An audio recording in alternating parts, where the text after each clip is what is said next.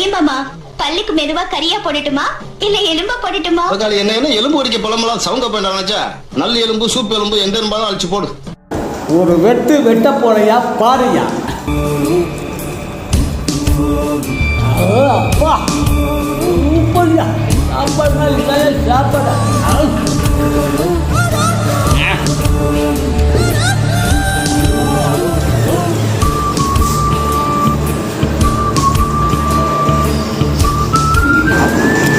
நல்ல எலும்பியா சுருதி அடிக்கிறையா.